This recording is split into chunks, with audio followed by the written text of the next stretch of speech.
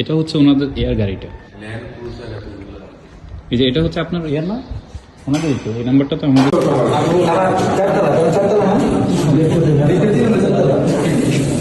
আস্তে আস্তে একটু রাত্রেবেলা তো সবটাই বেশি।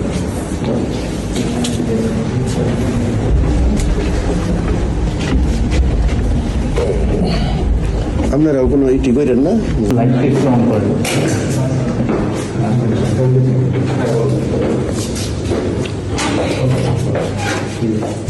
আমরা তো ভেতরে আসতে পারি?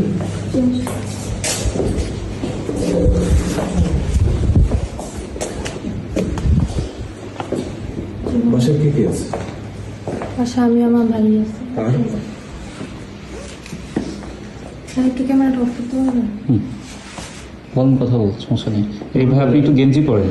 আচ্ছা, এই বাসায় কে থাকে? এই বাসায় আমরাই থাকি। আর কে থাকে? আমার আব্বু আম্মু থাকে সাথে। আপনার আব্বু আম্মু কই? আমার আব্বু আম্মু তো এখন বাসায় নেই। না, আমি যে কই? ওরা আছে, চলে গেছে বাসাতে। কবে? আজকেই প্রথম আগে চলে গেছে। কখন? 10-15 মিনিট। ভিডিও হচ্ছে। কতক্ষণ আগে? 10-15 মিনিট হবে। ও, এখন বাড়ি কোথায়? 3টে, 10-15 মিনিট আগে জি চলে গেছে। জি। গেট দিয়ে বেড়ে গেছে। বিয়ে হয়েছে কোন দিক দিয়ে আমি জানি না। আমার ছোট ভাই আছে তো বাসার মধ্যে, এই জন্য আমি বাসায় গেছি।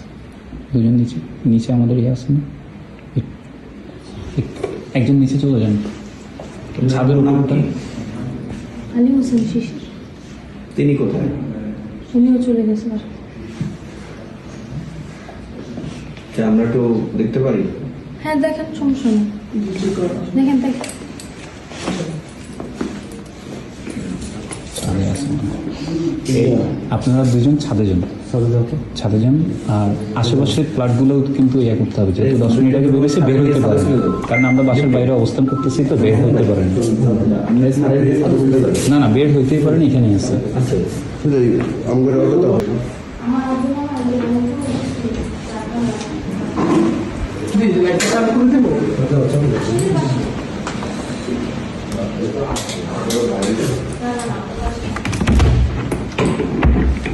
বক্সগুলোতে দেখেন, উপরের বক্সগুলোতে একটু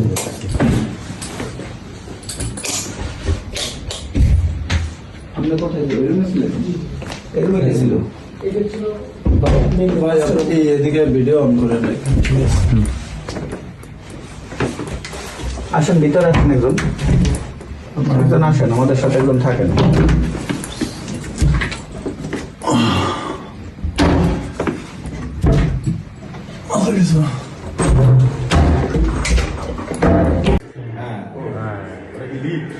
না না, লিফট না,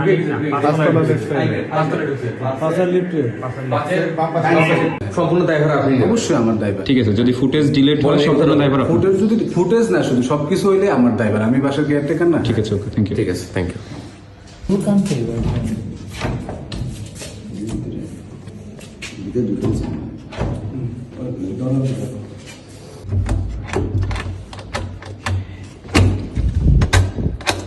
এক্সকিউজ মি, কেউ যদি থেকে থাকেন আসেন, কথা বলেন, বের হন, নাইলে আমরা কিন্তু দরজা ভাঙতে বাধ্য হব। আপনারা যদি ভিতরে কেউ থেকে থাকেন, একটু কাইন্ডলি একটু কোঅপারেট করে বের হন, নাইলে আমরা কিন্তু দরজা ভাঙতে ইয়া করব।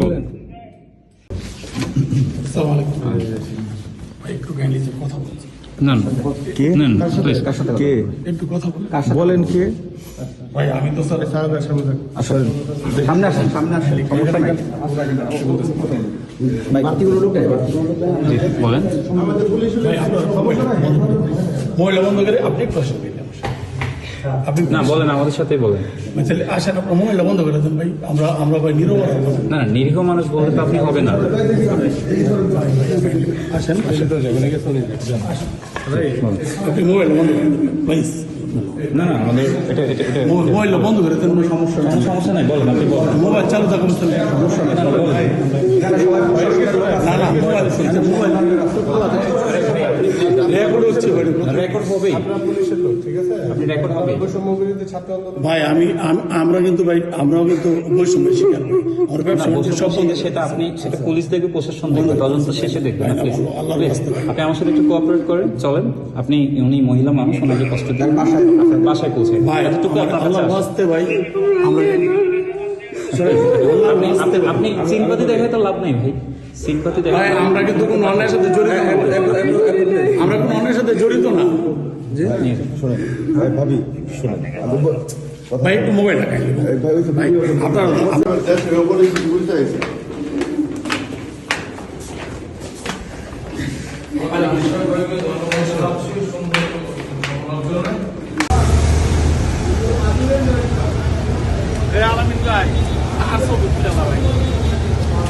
ভাই আমি আপনার বাইরে আছি। বাতরা থানা যে রাখছি, আপনার তো আপনার আবার SSF না না না ভিডিও জাস্ট একটা লাস্ট একটা না না না না এটা তো ভাই একেবারে পার্সোনাল ম্যাটার। আমি ওনার আমি তো উনি যাবে ব্যবসায়ী মানুষ। এটা খুব ইম্পর্টেন্ট, এটা হইতাছে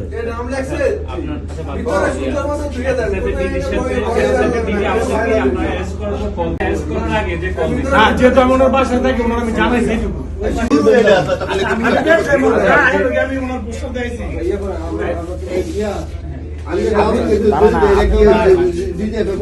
আসসালামু আলাইকুম, আমি একজন আন্দোলনকারী, বৈষম্যবিরোধী ছাত্র আন্দোলন। গতকাল রাতে একটি ইনফরমেশনের ভিত্তিতে আমরা বৈষম্যবিরোধী ছাত্র আন্দোলন স্টুডেন্টরা কে ব্লকের 19 নম্বর রোডের একটি বাসায় আমরা আসি। আমাদের ইনফরমেশনটা ছিল যে আওয়ামী লীগের আলী হোসেন শিশির, যিনি আওয়ামী লীগের কেন্দ্রীয় শিল্প এবং বাণিজ্য বিষয়ক উপকমিটির একজন সদস্য এবং নরসিংদী 1 আসনের থেকে আওয়ামী লীগের এমপি ক্যান্ডিডেট ছিল, এবং তিনি নরসিংদী জেলা আওয়ামী লীগের প্রচার সম্পাদক, এবং তিনি ওনার বিরুদ্ধে কয়েকটি হত্যা মামলা আছে, 4টি হত্যা মামলা আছে, 2টি হত্যা চেষ্টা এবং 2টি হত্যা মামলা। তো পরবর্তীতে আমরা পুলিশের সহযোগিতায়, পুলিশ অপারেশনের সহযোগিতায় 2 থেকে 3 ঘন্টা আমরা বাসাতে ঘিরে রাখি। পরবর্তী পুলিশ প্রশাসন আসার পরে আমরা বাসাটাতে যাই। যাওয়ার পরে প্রথমে আমরা বাসাটাতে যখন যাই, সর্বপ্রথম অনেক কাহিনী আমাদেরকে করতে হয়, বিভিন্ন জায়গা থেকে দলীয় একটা চাপ থাকে। বিএনপির কিছু নেতাকর্মী ছিল, আমাদেরকে করতেছিল, বা পরবর্তীতে একটা সময় তারা চলে যায়। পরবর্তীতে আমরা স্টুডেন্টরা, বৈষম্যবিরোধী ছাত্র আন্দোলনের স্টুডেন্টরা পুলিশ সহযোগিতায় আমরা বাসার 3 তলার ফ্লোরটাতে উঠি। ওঠার পরবর্তীতে আমরা ওই ফ্লোরে অনেক খোঁজাখুঁজি করেও আমরা তাকে পাই না। তার পরবর্তীতে আমরা সিসিটিভি ফুটেজ আমরা চেক করি, নিচের বিল্ডিংয়ের ম্যানেজারের ওইখান থেকে আমরা সিসিটিভি ফুটেজ চেক করে আমরা পরবর্তীতে 4 তলায় একটা কক্ষতে যাই আমাদের সিসিটিভি ফুটেজ অনুযায়ী। সেখানে আমরা আওয়ামী লীগের সেই নেতাকে পাই। তার পরবর্তীতে তিনি সর্বপ্রথম যখন গেটটা খোলে, আমরা পুলিশ প্রায় 5 থেকে 10 মিনিট হচ্ছে আমরা ওনার এয়াতেই কথা বলতেছিলাম যে প্লিজ দরজা খুলেন। উনি কোনোভাবেই দরজা খুলতেছে না। আর উনি মেনলি হচ্ছে ওই দরজা খোলার আগে অবস্থায় ওনার ফোন থেকে, ওনার ফোন অফ ছিল, ওনার মেয়ের ফোন থেকে বা বিভিন্ন জায়গা থেকে কল আসতেছিল, ওনার মেয়ে শুধু বারবার ফোনটা হাইড করতেছিল। যাই হোক, সেটি আমাদের দেখার বিষয় না। আমরা তাকে যখন আইডেন্টিফাই করতে পারি, ওই বাসাটার মধ্যে ছিল, কনস্ট্রাকশনের যে বিল্ডিংটা ছিল ওইখানে ছিল উনি। পরবর্তীতে আমরা ওনাকে অনেকবার চেষ্টা করেও তারপর পরবর্তী একটা সময় আমরা যখন ভিতরে ঢুকতে পারি, পুলিশ প্রশাসনের সহযোগিতায় যখন রুমটার দরজা খোলা হয়, উনি কলে কথা বলা অবস্থায়, যেটা একটু পরে আপনারা কমেন্টের ভিডিও লিঙ্কে আমি ভিডিও দিয়ে দিব, আপনারা সেখানে দেখতে পারবেন। তো উনি ডিরেক্ট আমাকে একটা কল ধরায় দেয়, আমাকে এবং পুলিশের যে দায়িত্বরত কর্মকর্তারা যারা ছিলেন তাদেরকে কল ধরায় দেয়, বলেন একটু কথা বলেন। তো আমি ডিরেক্ট বলতেছি আপনার কোনো কল ধরা হবে না, প্লিজ আপনি একটু কলটা রাখেন, আপনার সাথে কথা আছে, আপনি থানায় চলেন। পরবর্তীতে উনি আমাকে ওইখানে রানিং অবস্থায় বর্তমান এসএসএফের ডিজি, তার ব্যক্তিগত পিএস ডিজি, উনি আমাকে কল দেন। কল দিয়ে হচ্ছে আমাকে না, দারোয়ানের নাম্বারে কল দেয়। দারোয়ানের নাম্বারে কল দিয়ে আমার সাথে কথা বলতে চায়। প্রথমে আমার পরিচয় জানতে চায়।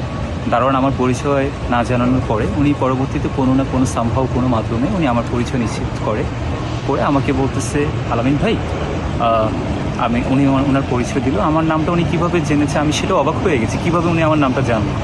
পরবর্তীতে উনি যখন আমাকে বলতেছে উনি আমাকে অনেক স্পেশালি রিকোয়েস্ট করতেছে, দেখেন ওনার জন্য ওনাকে কোনোভাবে কি ছেড়ে দেওয়া যায় কি না। তো আমি বললাম দেখেন আমি আমার দায়িত্ববোধ থেকে, নৈতিকতার দিক থেকে আমি কখনো ওনাকে ছাড়তে পারি না। কারণ একটা আওয়ামী লীগের হত্যা মামলার আসামিকে আমি কীভাবে ছেড়ে দিই, আমি কোশ্চেনটা ওনাকে করি। তারপরে উনি বিভিন্ন মাধ্যমে উনি কথা বলে, বাট আমি স্ট্রেট ফরওয়ার্ড স্পষ্ট ভাষায় আমি ওনাকে জানিয়ে দিই যে দেখেন আমার এখানে আসলে আমি কোনোভাবেই আমি এই জিনিসে আপনারা যা করতেছেন এটাও কিন্তু একটা ক্রাইমের মধ্যে পড়ে। কারণ একজন হত্যাকারীকে আপনি বাঁচাতে এসে এখন আর আপনি এমন একটা গুরুত্বপূর্ণ দায়িত্ব থেকে আপনি আপনার পক্ষ থেকে আমি এই কলটা কখনো আশা করিনি।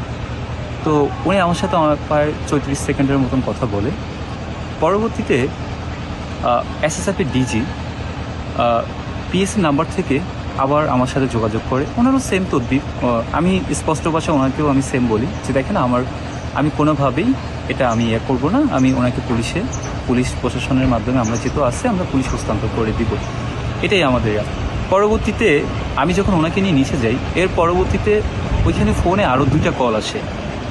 সরকারি উচ্চপদস্থ সেনা অফিসার একজন মনে হয় ব্রিগেডিয়ার জেনারেল, কোনো একটা ক্যান্টনমেন্ট কলেজে আছে, ঢাকা ক্যান্টনমেন্ট পাবলিক কলেজে অথবা অন্য কোনো একটা ক্যান্টনমেন্ট কলেজে, ঢাকা ক্যান্টনমেন্টের মধ্যেই উনি তখন আসে। উনি আসার পরে উনি কল দিয়ে আমাকে সেম ওই যে পিএসের মতন তদবির করতে বলে। উনি তদবির করে পরবর্তীতে যখন আমি ওনার তদবির আমি স্পষ্ট ভাষা ওনাকেও জানিয়ে দিয়েছি যে দেখেন এর আগেও 2জন আমাকে কল দিয়েছে, তো আমি আপনার পরিচয়টা আগে একটু কনফার্ম হই। তো উনি ওনার পরিচয় দেয়, লেফটেন্যান্ট কর্নেল নাকি ব্রিগেডিয়ার জেনারেল, হয়তো আমার মনে পড়ছে না, বাট ওইরকম কিছু একটা পরিচয় দেয়, প্রিন্সিপাল পরিচয় দিয়ে ওনাকে বলে যে ওনাকে ছেড়ে দিতে। তো আমি বলছি আপনি কি জানেন উনি একজন হত্যা মামলার আসামি? তো সেটি জেনেও ওনারা আমার দিক থেকে আমাকে যথেষ্ট রিকোয়েস্ট করেন, বলতেছে আলামিন ভাই একটু একটু ছেড়ে দেন। তো আমি কোনোভাবে ওনাদের কথায় রাজি হচ্ছিলাম না। তো বিভিন্ন নাম্বার থেকে আরেকটা নাম্বার থেকে কল আসে, হয়তোবা ওটা ডিজিএফআই হয়তোবা কোনো গোয়েন্দা সংস্থার নাম্বার থেকে, সব দারোয়ানের নাম্বারে কলটা আসতেছিল। তো উনি সেম আমার সাথে আবার কথা বলতে চায়। তো পরবর্তীতে আমি আসলে এত পরিমাণ কল আসছিল পুলিশ প্রশাসন, এবং ওরাও আসলে হয়ে যাইতেছিল, ওরাও আমাকে বারবার করে ওরাও হয়ে যাইতেছিল যে জিনিসটা আসলে কোন দিবা, ওনারাও তখন জিনিসটা বুঝতে পারছে যে আসলে হচ্ছেটা কি। তো আমাদের দিক থেকে বৈষম্যবিরোধী ছাত্র আন্দোলনের দিক থেকে আমাদের ইমার্জেন্সি সেলের আমাদের ভাইয়েরা ছিল, ইমার্জেন্সি সেল ক্রাইসিস সেল ছিল, এবং আমাদের বিশেষ করে আতিক শাহরিয়ার ভাই আমাদের পরিকল্পনার বাস্তবায়ন সেলের ভাইও যথেষ্ট সহযোগিতা করার পরে একটা মাধ্যমে আমরা সবার সহযোগিতা পুলিশ প্রশাসনের সহযোগিতা নিয়ে পরে আমরা ওনাকে থানাতে নিয়ে যাওয়ার পরবর্তীতে থানাতেও ওনারা দেখি বিভিন্ন মাধ্যম থেকে কল আসতেছে বা আমাদের কাছে হুমকি ধমকি আসতেছে যে আমরা কেন ওনাকে নিয়ে আসি, বা বিভিন্ন জায়গা থেকে আমাকেও হুমকি ধমকি দেওয়া হচ্ছে যে কেন আমরা ওনার মতন একজন লোককে, কিন্তু আসলে এখানে যে তদবির করতে আসছে বা তারা যে আমাদের কাছে বলতেছে তাকে সেফ এক্সিট দেওয়ার জন্য, আর তারা আসলে কতটুকু চেনা রাষ্ট্রের এরকম গুরুত্বপূর্ণ একটা দায়িত্ব থেকে আমাদের ডক্টর ইউনূস স্যারের নিরাপত্তায় থেকে তিনি কিভাবে তার বাসার মধ্য থেকে একজন আওয়ামী লীগের ফ্যাসিস্টের হত্যাকারীকে কিভাবে পাওয়া যায়, সেটি আমার আজ প্রশ্ন। আর আমার আরেকটি প্রশ্ন যে এই সরকার ডক্টর ইউনূস কতটুকু নিরাপদ, ওনার যে ডিজি এসএসএফের দায়িত্বে আছেন, তা আমাদের ডক্টর ইউনূস স্যার কতটুকু নিরাপদ ওনার কাছে? অভিযান শেষে যখন পুলিশ ওনাকে নিয়ে গেল আওয়ামী লীগের নেতা, তারপরে র্যাবের কে আসছিল? ওনার নাম তো আমি জানি না। র্যাবের আসার পর উনি কি জিজ্ঞাসাবাদ করছে আর কি জিনিস নিয়ে গেছে? সিকিউরিটির লোক আসছে, এসে আমাকে জিজ্ঞাসাবাদ করছে যে কি হয়েছিল। আচ্ছা, উনি কি র্যাব কি ড্রেসে আসছে নাকি ড্রেস ছাড়া আসছে? ইউনিফর্মে আসছে। ইউনিফর্মে কি গাড়ি নিয়ে আসছিল? হ্যাঁ, গাড়ি নিয়ে আসছে। কয়জন আসছিল এক গাড়িতে? স্যার গাড়িতে কয়জন আসছে জানি না, ভিতরে আসছে 3 জন। ভিতরে আসছে 3 জন। ওকে, জিজ্ঞাসাবাদ করে চলে গেছে যে কি হয়েছে। উনি কি সিসিটিভি চেক করছে? না, কোনো কিছু চেক করে নাই। সিসিটিভি নাকি নিয়ে গেছে, একটু আগে আমাকে বললেন। কখন আপনার বলেন? ও সিসিটিভি জাস্ট চেক করে চলে গেছে? না, আমার সাথে কথা বলেছে। আচ্ছা, ঠিক আছে, আচ্ছা ঠিক আছে, ওকে। আমি ফ্ল্যাট মালিককে ফোন দিচ্ছি। ফ্ল্যাট মালিক কে? ফ্ল্যাট মালিক মাহবুব সামদ চৌধুরী, মেজর জেনারেল। জি। উনি এখন বর্তমানে কোথায় আছে? উনি এসএসএফে আছে। এসএসএফে আছে, ডিজি। জি। ওনার পিএসকে ফোন দিয়ে আপনি কি বলছেন? 3 মিনিট কি কথা বলছেন? আমি ওনার পিএসকে ফোন দিয়ে বলছি যে পুলিশ আসছে আপনার ফ্ল্যাটে, আর আমি তো তখন আপনাদেরকে জানি না, আমি পুলিশ জানি। আর আপনার পিএস তো আমার ফোনও কথা বলছে, আমার সাথে কথা বলছে, আমাকে তদবির করছে ওনাকে ছেড়ে দেওয়ার জন্য। যাক, আপনি একটু ফোনটা আমাকে একটু বাইর করে দেখেন, একটু ফোনটা একটু করেন। স্যার ফোন তো আপনি নিলেন। ব্যাপার? আসসালামু আলাইকুম স্যার, ওনারে তাড়াতাড়ি বেরিয়ে যেতে বলেন স্যার, উনি যেতে চাচ্ছে না, ওনাকে বাসা থেকে বেরিয়ে যেতে বলেন। কোথায় নিয়ে যেতে পারে? স্যার আপনি আচ্ছা, আস্তে আস্তে, আমি বলি please, না, please, আমি please. এই কথাটা তো অন্যরকম শোনাচ্ছে। না না, আমি এগুলো আপনাকে এক কথা স্যার, এগুলো আমি আপনার- জানি, আমি আপনাকে ইয়ে করতেছি। আমি আপনাকে বলি, একটু দাঁড়ান, একটু দাঁড়ান, প্লিজ আমাকে একটু। যখন আপনাদের সাথে যাইতে যাচ্ছিল না তখন আমি ওনাকে আচ্ছা না বলছি। না ঠিক আচ্ছা, আছে, ওটা সমস্যা নেই, বুঝতে পারছি, সমস্যা নেই।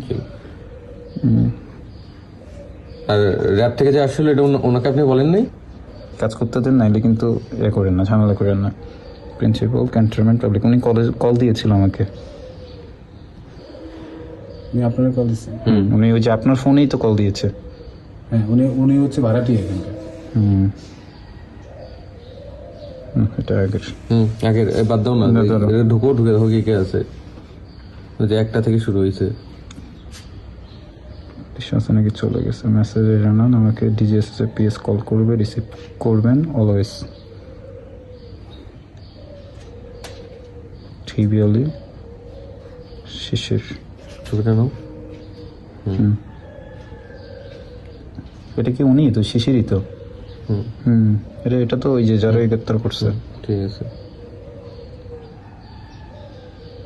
তারপরে এই যে দেখো, এই যে বাবুল হোসেন 6B, রাখো রাখো রাখো, এগুলা বারাটিয়া। তারপরে এই যে সার্জেন্ট পিএস।